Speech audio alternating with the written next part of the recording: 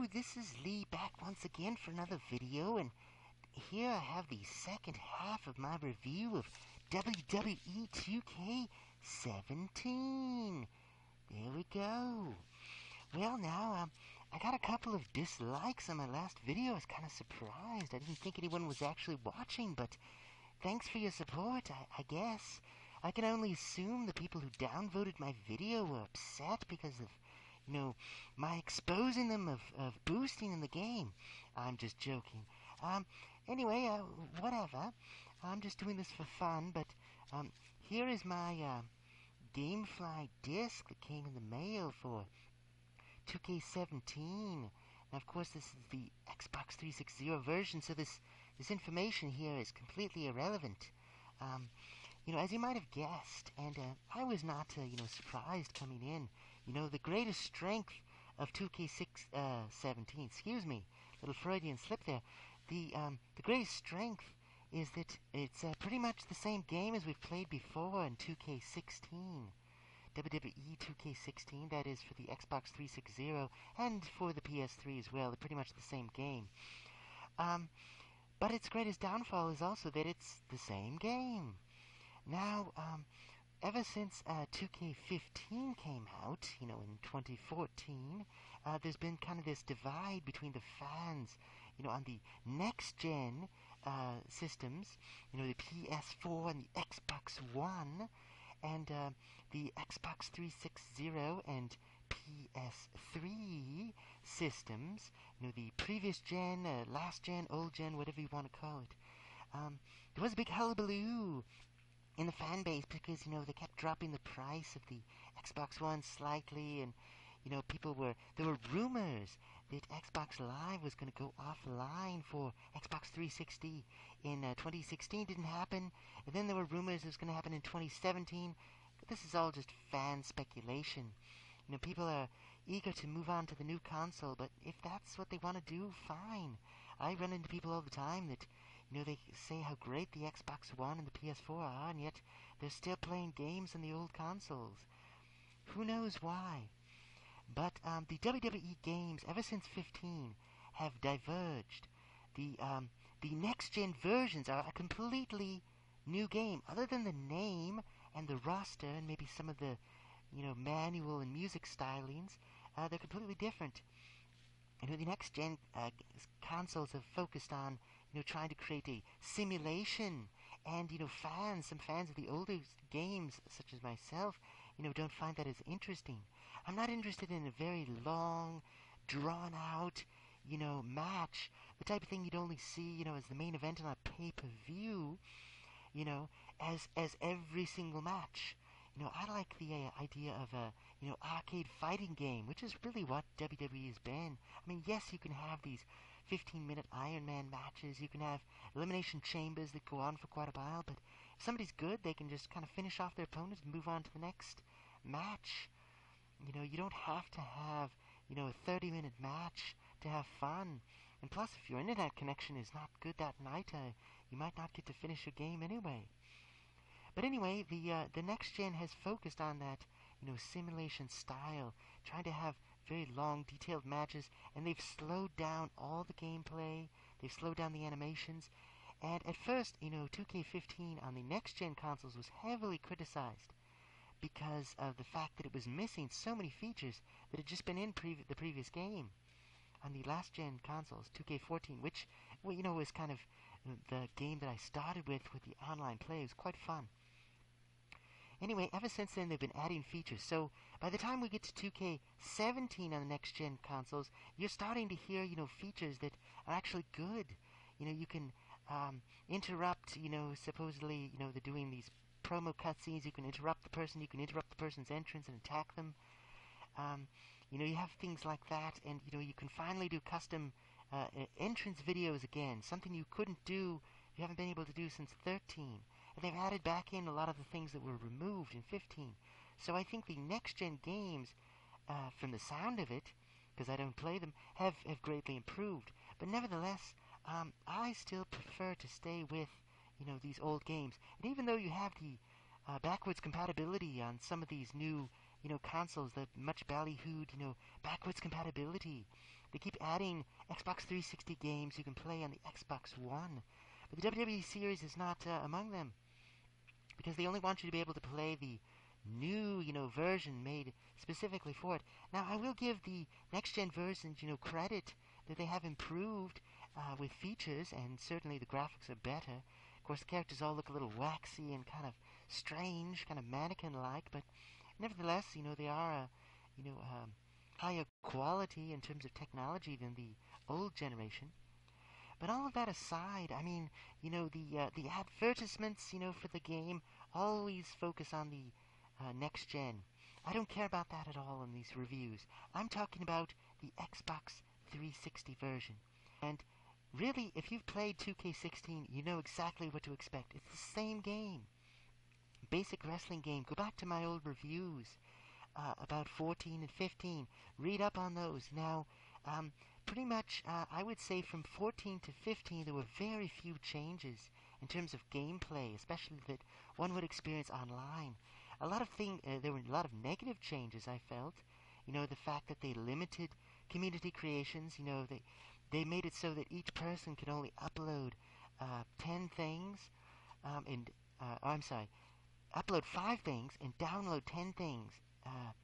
Now, you could upload more if you got people to download enough of your stuff, but we're talking hundreds, possibly thousands of downloads. So I think most people were stuck with the fact that they could only keep 5 uploads at a time, and then download 10 things, and then the next day download 10 things. There was a glitch that the first time you started your profile, you could download as much as you want. And as far as 17, I mean, that's still in place, so I'm kind of waiting for some better material to come up before I have my downloading binge and, just download 100, created wrestlers. Those haven't changed. You can still only get 100 created wrestlers. I think it's like 50 arenas, 20 textures, something like that. 2K17 does not add any new features. I'll just make that clear on the Xbox 360. So you still can do the custom soundtracks for your entrance, which only you can hear unless you put your microphone up to the speaker. Then the other people you're playing online can hear it through your headset. You can still create arenas as you always could. You can't create special moves like you could in 14. You still can edit the titles like you always could. Of course, there's no online titles. I haven't experienced any cheating yet. I have only played maybe a couple of dozen matches online and ranked. But I imagine since, the save editor that I saw, they've been using out there for the last several games is already updated. So I'm sure all the hacking tools that the cheaters out there are using are probably at this very moment, being utilized. So I just imagine the reason that we don't see very many cheaters yet is because not that many people have the game yet. So, enjoy that while you can. Sadly, the same, and I did spend a significant amount of my previous video complaining about the hackers and boosters and cheaters.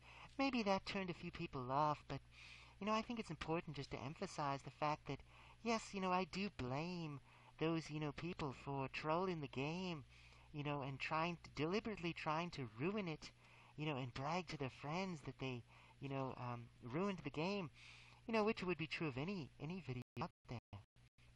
I don't care if people cheat on their own time, but if they're going to ruin public, competitions, that's pretty low, man. That's pretty lame. But really, the ones I really blame are 2K Games. They have done nothing to police this kind of activity. They've done nothing to improve the experience for game players to make their games worthwhile. So, if you're going to play and 1 out of every 10 games is going to be ruined by hackers or cheaters, and, there's no chance that you can get number 1 on the leaderboards because the first 20 or 50 or 100 people are all boosters, well, then what's the point there? And yes, it's true. The game is fun. I go on about the glitches in the series, and there are glitches. I've noticed several glitches in 17 that were not present in 16 or 15 or even 14. But it could be so much better, and I think that's the point I'm making here. I'm not bashing the games per se. I'm just saying that, They pretty much have a monopoly. This is the only game in town. WWE 2k17 is going to be the only WWE game on the Xbox 360 and PS3, and probably, one of the few official games online for the PC anymore, or on the next-gen consoles. So, they have a lot to live up to. They have sadly, they can afford to be cheap and cut corners. And I don't think it's really fair to the fans who support them. And you could say, well, why don't you just buy yourself a next-gen console and get the new game? But, I shouldn't have to do that. If they're going to release a game for a certain system, they should, do it justice. There's nothing wrong with the system that they can't make a good game on the 360. It's not like they added any new features that required, advanced hardware power the system didn't have. The size of the roster isn't the issue. So what's the problem? What's the big deal? How could they take something that's not broken and break it? So anyway, so I ranted a little bit, but that's just what I do. I'm not bashing for the sake of bashing. I'm trying to kind of open people's eyes to that. And if it just needs to be said. So credit where credit is due. I mean, the game that 2K has been putting out for the last several years, is pretty much as good as it's always been. The gameplay is there. You have fun wrestlers. You have creation. I think they really, really. I mean, I made a whole video on improvements to the WWE 2K series, so I'm not going to rehash all that here. I think the restrictions on the custom creations and the community creations is a huge blow to this game. I would say 50, if not more, percent of the enjoyment factor of this game is the community creations. Even if you're not a player who actively spends hours creating new content for free, new arenas, new textures, new wrestlers, even if you're not one of those people out there, and I understand most people aren't, nevertheless, you benefit from the fact that those people create those things, and the game's image improves because of those. I mean, I gave 2K14 a chance, at a time when I really wasn't that interested in, the WWE televised product. I wasn't that interested in what they had to offer. And yes, I saw, 30 years of WrestleMania, that's pretty fun. But the fact that they had so many wrestlers available, every wrestler you could think of, they could have never been on WWE television, ever. And yet, someone had created their wrestler, and a pretty accurate likeness, a pretty good moveset. And I thought, well, what the heck, it's free. I'll just download it and try it out. And sure enough, so many good Shimmer wrestlers, Ring of Honor, TNA, they were all there. It didn't matter if they were signed with the company or not. They were available, and you could create your own. There were fantasy characters, there were fun characters. Yes, sadly, there were hacked characters, but there were enough good ones that, you could, you just never get bored with the game. They had to physically shut it down to stop people playing it, and I think that's kind of sad, but there you go. So 2K is kind of a lazy attitude towards the production of these games, and it's just they just churn them out year after year. But all rants aside, let's get back to 2K17. The first thing you should know is that there is no single player at all. Now let me clarify what I mean by that. You might say, Lee, I fired up the game and I can play offline. I can start up a match and, have, Sting and AJ Styles, fight it out in a steel cage. I can get my friends to, sit around the couch and we can get all our controllers and we can play together in a match. What's wrong with that? That's single player, isn't it? Or offline play. I'm not talking about that. I'm talking about the lack of an adventure mode, a story mode. In past games we had, in WWE13 we had, the Attitude Era. We had all this long single-player campaign story, in different characters and things. Prior to that, you had the Road to WrestleMania, in previous games. In 14, you had 30 years of WrestleMania, and then, of course, you had Beat the Streak. It was kind of just an individual event, but, you did that. And yes, in all these games, you've had Universe Mode. Universe Mode is still there. You have your calendar, and you can customize matches, and you can kind of match up the rosters, and you can play the individual matches by yourself, or maybe with a friend if you want to. That hasn't changed. But 17 lacks any story mode, any adventure mode. There's nothing equivalent to 30 Years of WrestleMania. There's nothing equivalent to Road to WrestleMania. And, yes, you have the much ballyhooed My Career mode in the next-gen consoles, which I don't care about. It looks very, very boring and repetitive. That aside, I don't care because I'm not missing much by not having My Career. But, the fact that there's no single player at all really shows this game was rushed out. Now, I will, create an addendum to those comments because you do have the season pass. Now, the season pass is $30. And right now, if you buy it online with Microsoft points, money rather, what you're going to get is the accelerator, which simply unlocks everything that you normally have to unlock through winning matches and setting up different types of matches. And then it has the I think it's the NXT Legacy Pack, which is just like 4 NXT wrestlers that are now added into the game. And of course, you just as in previous games, you can only play other people online who have that exact DLC. And if someone creates DLC that requires those characters, then you can only download it from Communications if you have that same DLC installed. Thankfully, you do have the option to check it on or off.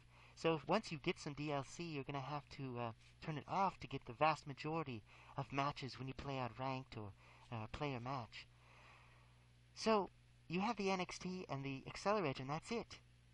There is, it says right on, go into the shop option in the menu, that the all of the DLC for WWE 2k17 will be officially released by, I believe it's the end of March in 2017. By that time, the Hall of Fame Showcase, which is, a mode that was available in 2K16. Of course, 2K16 had the Austin 316, story mode. But in addition to that, you could also get the Hall of Fame Showcase, which was basically just a series of matches from people who had recently been inducted into the WWE Hall of Fame. Some matches that never took place. Alundra Blaze and Paige never wrestled on television that I know of. Fine. It was fun to play, but really, it's just one match. That's it. There was no real story that you were reliving, famous moments or interesting character development, because that's really what they have to do. If they're going to plop you into a storyline, either it has to be compelling, that invests you in it. Back in SmackDown vs. Raw 2006, it was, your character was investigating, someone had tried to kill Teddy Long, and so you were trying to figure out who it was, and, there were different paths. If you chose different things, you'd ended up with 3 or 4 different endings. That was kind of interesting. You do it once, and, you do it again, and you do it the 4 times, and then maybe you stop, but, at least it was something. In other games, they had, depending on which character you choose, maybe they gave you a list of, 3 or 4 people you could choose, it had a different path, a different storyline. So there was that.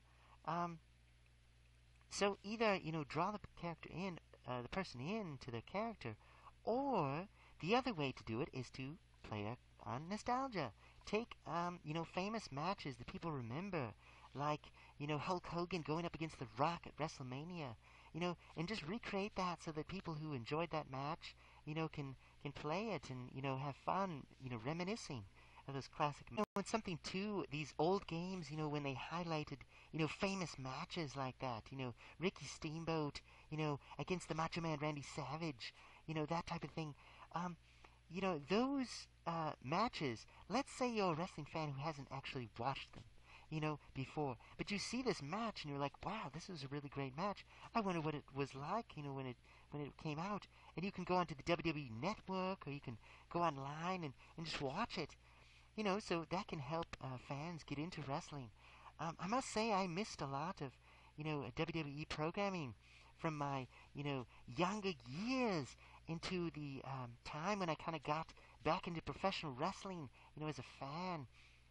And I don't like everything, but I like a lot of things that are out there. And, these games, kind of remind me of, hey, why don't you check out that match? Hey, remember this guy? Oh, yeah, this is how their career went. So, it's good. When you take all that away, What do you have left? Yes, you have online play. So for me, the selling point of WWE 2k17 is simply that if you're like me and you enjoy the online play, enjoy the online experience, despite the cheaters, despite the boosters, the fact that you can, make friends online and, have these tag teams and, friendly competitions and, creating characters and things like that, that continues with this game, and you're basically paying 2K Games to give yourself another year or two of fun. And that's another point I wanted to make. If when I got my GameFly, not endorsed copy of 2K17, there was no manual. Yes, there's an in-game manual, some just boring old menus that tell you how to do things, but you can't really refer to when you're in the midst of a game anyway. But there is an online manual. You just go online and search for WWE2k17 manual PDF, and you'll see the whole manual. And you'll notice that ever since 14 had like a 59, 60-page manual, something like that. It was incredible. Told you how to do everything. And it was great because I hadn't played the series since SmackDown vs. Raw 2006 really, and so back then it was a lot of button mashing and things were totally different. So I learned how to play the game. I learned how to not just do beginner stuff like, well, how do I reverse an attack or how do I pin somebody, but everything. How to do the OMG moments and the different chain grapples and strong strikes and dragging people around and all kinds of different things. I learned how to do that. Well, that manual is really what you need if you're starting on this game. There's a high learning curve if you haven't played these games before. If you're like me, you've played 14, 15, 16, 17 is pretty much the same. It's kind of boring. If you're new to the series, you may just be blown away by the game, but really what you need to do is go back and play 14. And if you can't play 14, at least get the manual. That's the one you want. Yes, these 2K17 manuals out there. You can download it for free, read it. It's only a few pages long. They take up more time with the credits than they do with how to play the game. They only tell you the basics. It's like if you went into a video arcade, and you walked up to the Mortal Kombat machine, and it just tells you, well, here's how you punch, here's how you block, here's how you jump. Good luck! Well, how do I do the special moves? How do I do the fatalities? Well, you'll just have to figure that out on your own. You'd have to ask people to tell you how to do it. Well, these games are kind of like that. Yes, your finishers and whatever, it's pretty much just a button press, but it's different for every character. And what about the advanced techniques? They're just not there. So get yourself the manual, read it over, then go get the manual for 14, WWE 2K14, for the console of your choice, and you'll see how to do it. Now, the game, the official manual, this is the point I was getting to, kind of got off track there, is that this game will be online, supported online, meaning you can play it, you can download community creations. The shop, kind of has its own thing. It lingers on for a while. If you go back to 13, you can't download stuff from the shop anymore, but anyway, the online support for 2K17 will continue until May 31st, 2018. Yes, that's right. So all the people who had, spread or heard these rumors that Xbox Live was shutting down the 360 just because they stopped making, new hardware units, and I think it was April of this year, just because that's happening, well, apparently 2K thinks that Xbox Live servers are going to be around until, at least until May 31st of 2018. And yes, they say on there, we reserve the right to, give 30 days notice if this changes. That means that, they could tell us, today, oh yeah, 30 days from now, we're shutting down. Or they could say, on March, 30th, oh yeah, we're going to go on for 30 more days. They can do that. And in the past, they've given a hard deadline. Well, actually, since 16. Before that, they just said, the month. They didn't say the day they were ending. Usually it was like midnight or something. They would announce it, and then, maybe the following day, like 6 or 8 hours later, then it would shut down. I guess giving the people from Australia, time to wrap up their last matches. But once that happens, you can't play the game online anymore. You can post your single-player scores to, online, but in 17 there really isn't anything like that. So sometime between now and March, they're going to release that Hall of Fame showcase, so you can just see, whoever went into the Hall of Fame in the past year, they'll have probably one match each, and that's it. It's maybe a dozen matches to play. Um, 2K15 had that Who Got NXT mode, which was incredibly boring and taught you basically how to play like a scrub, sneaky, underhanded person. But at least it had something. Beating John Cena up, was kind of fun, I guess. Not as fun as 14, but, 17 just has nothing. I criticized 15 for the fact that it was kind of like a less good version of 14, even though it was easier to reverse, so, it could help, people who were brand new to the game, but, 15 was just kind of dry and dull and lifeless compared to 14, and the new restriction community creations were really bad.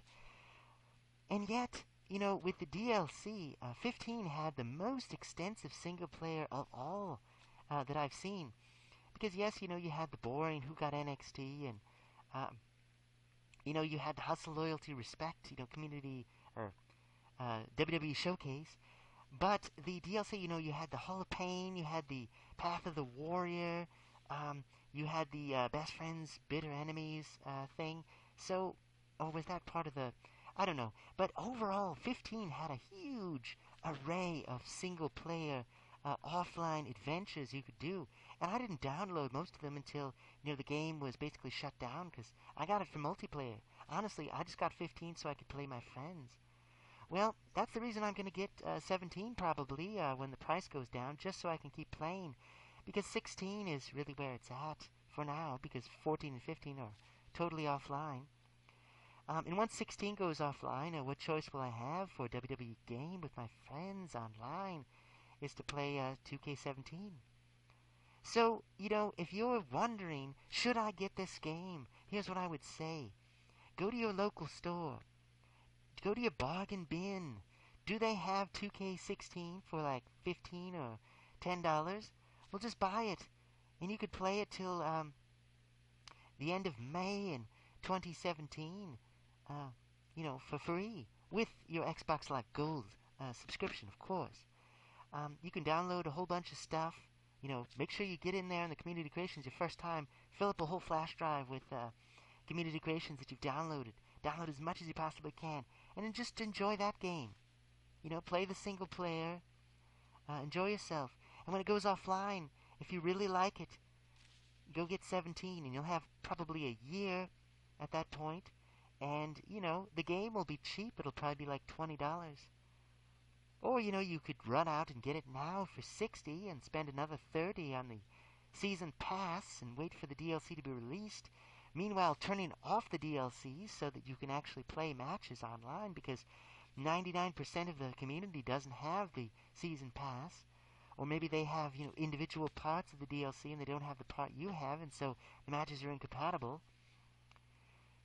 Because really, there isn't much in 17. I'm sorry, there just isn't. There's a couple of things, if, some of my favorite wrestlers, AJ Styles and Asuka Kana are in there as official characters. But, they're still limited in the same way they always were. You can't tweak their special moves to be more like the real wrestler or, past, in their career. You can't, you could do the superstar threads, but all it does is allow you to change the colors of their outfit. That's it. You can't add anything. What I wanted to do with the Kana character, give her classic face paint and change the mask that she wears and the robe. Well, you can't do that. You're just stuck with the one character. So, it's okay. I can, you can take the formulas from the previous games. They're all compatible. You just go in there and you change the height and weight and the shape of the different body parts, and, you choose the clothing and the color values and, the moves and the move set and the taunts. 99% of it is still there. They've cut a few corners, they've added a few textures, they've removed a couple of things here and there, and they've done that throughout the series, but it's pretty much the same game as it always was. And I could just keep going on like this. I could go on for another hour telling you how it's the same game. It's the same game as before. And it's not a bad game, but there are a couple of problems. In 2K16, I think when I first played it, and I tried that through GameFly as well, not an endorsement of that company. Um, and, I got to play it for free for a month. And, I noticed that pretty much every time I fired up the game, maybe I fire up a game a couple days later, and they would already have an update. So at the bottom of the screen, it said 1.00, 1.01, 1.02, 03, 04, or 5. They kept updating the software because there were bugs. They were trying to fix them. They didn't fix all of them. There's still some glitchy animations. But I've noticed a few additional bugs. And I'll say these, for the nerds out there that really want to know.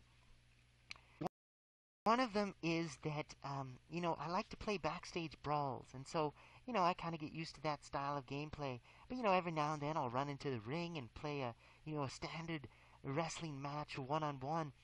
Well, I noticed that my character, I would, run at my opponent and do a running attack, a dash, attack, whatever you want to call it. And then my character would, miss, predictably, because, you got to be smart about those things. You can't just run at people. They're going to reverse you. Well, anyway, you miss, and your character kind of, gets tired and, leans on the ropes for a second. It's like, oh, that's kind of cool. That's kind of realistic. It's like, hindering your ability to just spam a move, give you a chance, because, in wrestling, it's like, they miss with a big move, it's like, what? They're disoriented, and then their opponent has a chance to counterattack. That's kind of cool. But the thing is, my character just sat there. It's like when you throw someone into the corner.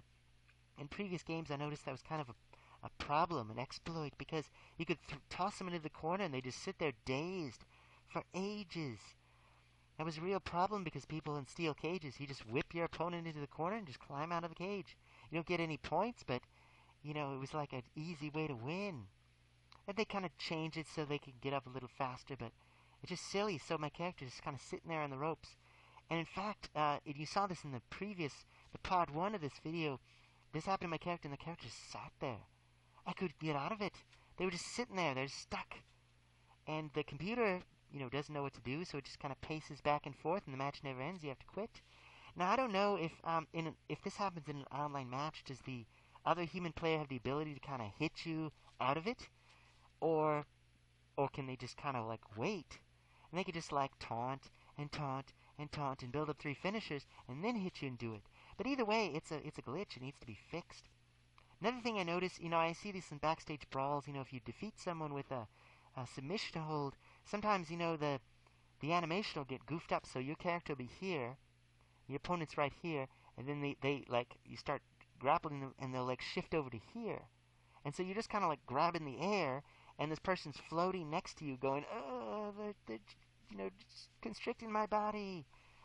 Tap out. So it just looks really funny. It doesn't affect gameplay, but it looks bizarre. Because I've often thought, okay, I hope someone doesn't report me for cheating because it looks weird. This move looks weird. Glitchy. It's a glitch I sometimes saw in 16 where, you're punching somebody and they suddenly, appear up in the air. They, hover, 6 feet in the air. They teleport above you. And then they just fall back down, but they just kind of, it's like it pops them up in the air. And they're just standing there like they're floating, like Wile E. Coyote or something. It's very bizarre.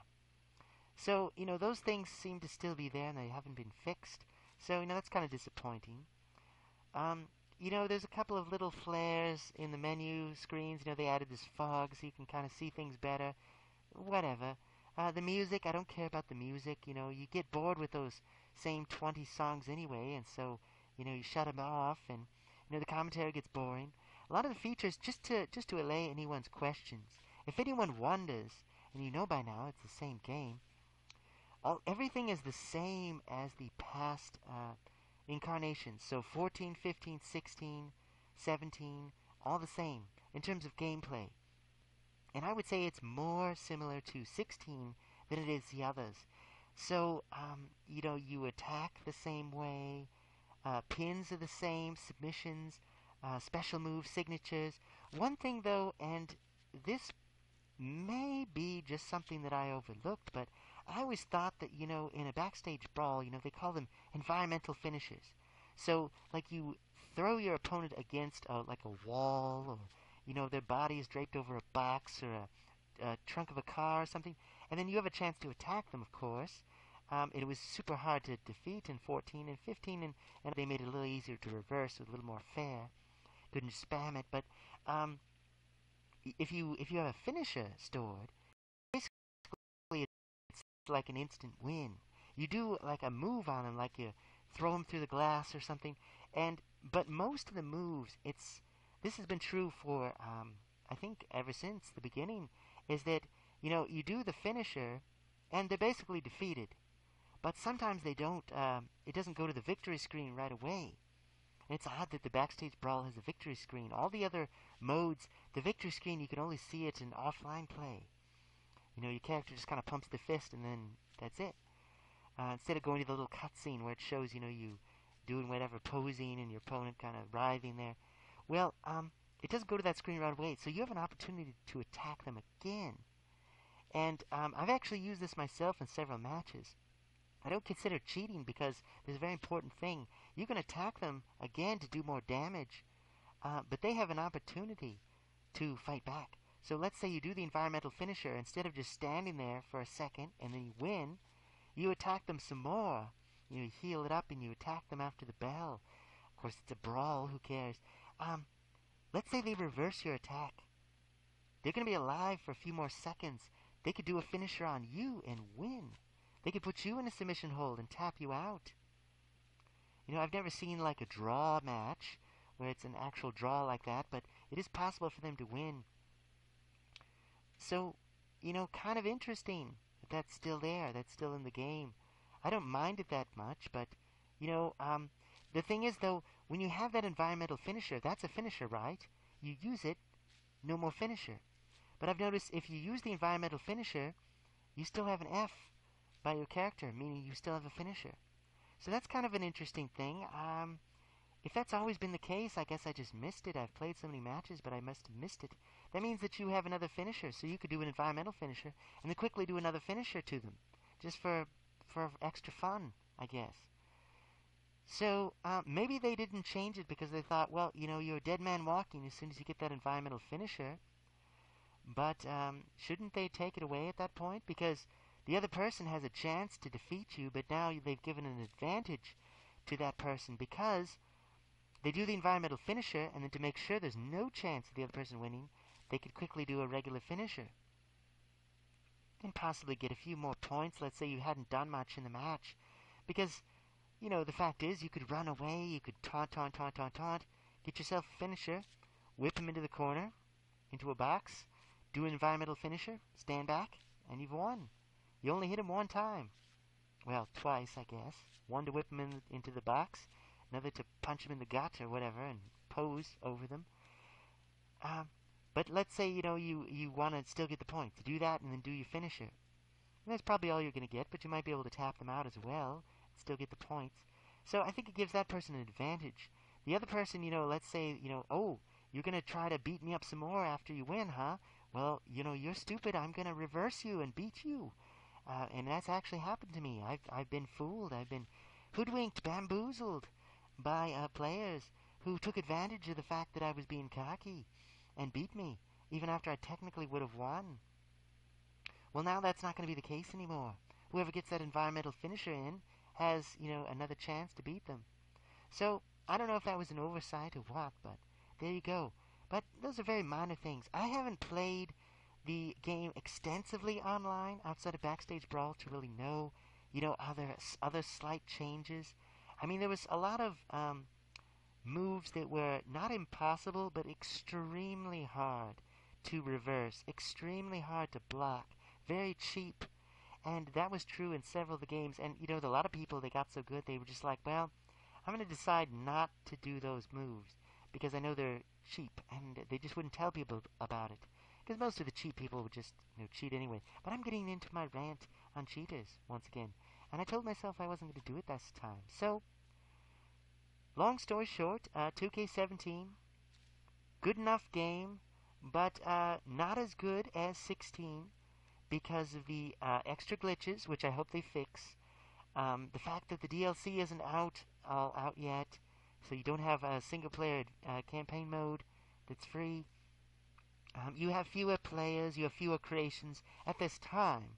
A year from now, you will have more, assuming, Microsoft doesn't shut down 360's Xbox Live and 2K doesn't go out of business and decide, to shut all their games down at that point, you're going to have more opportunities. So if you're looking for just a quick, WWE fix, get 16. You can download all the new stars anyway through community creations, and they're 99% as good as the ones that are in the new game.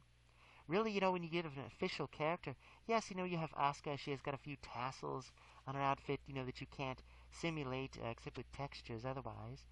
Um, and the facial features are going to be, really, really close to the actual wrestler, closer than you could get probably with just, manipulating the shapes and everything. But I've seen some pretty good ones. I mean, I've seen a Rob Van Dam look professionally made back in 14, long before he was, officially added to the roster and then removed again. That's another thing, there's missing wrestlers. AJ Styles is in there, but AJ Lee is not, and CM Punk is not, and Hulk Hogan, of course. Superfly Jimmy Snuka is not going to be in there. Those are only going to be through community creations.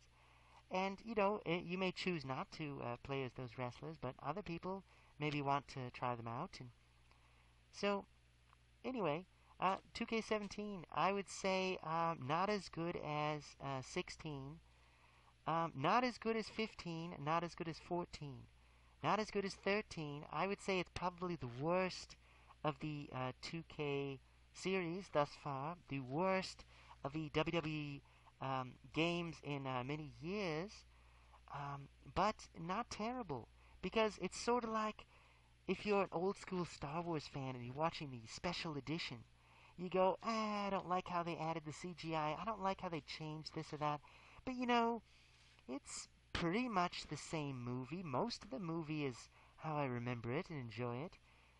So you can play it that way and enjoy it. They didn't change a lot of things for the worse, but they didn't really add anything new, and they removed a few things that were good. So here's hoping they fix those glitches, and I'll see you out there. Probably, I'll be playing my free month or my cheap month, and then I'll decide if I want to get the game. I might get it for Christmas. Might ask Santa, your Santa Claus, for it. But that's it. All right, thanks for watching.